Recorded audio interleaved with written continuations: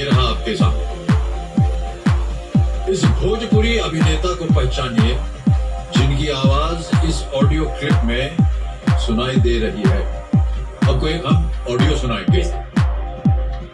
Identify the Bhojpuri actor heard in this audio clip. सुनाई जाए आवाज। स्वयं भूल रहे हैं, स्वयं को लॉन्च किया, एक बंद हुई भोजपुरी इंडस्ट्री को शुरू किया। तो समाज ने, मेरे समाज ने, देश की जनता ने मुझे स्टार बनाया, सुपरस्टार बनाया। जिंदगी झंड बा फिर भी घमंड बा, जब हम एक बिग बॉस में बोले तब देश ने वो नारा गूंजा और उन लोगों ने पसंद किया। फिर साउथ की इंडस्ट्री में गया, वहां लोगों ने पसंद किया। फिर से सुनेंगे, बहुत है इतना। ओके, ऑप्शन देता हूं मैं आपके सामने। A Ravi Kishan, B Pawan Singh, C Vinay Anand या डी खेसारी लाल यादव।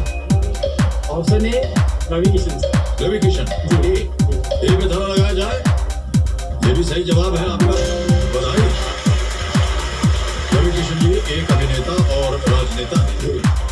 ये वर्तमान में गोरखपुर से लोकसभा के सदस्य हैं। रवि किशन, कभी इनकी फिल्में देखी हैं आपने?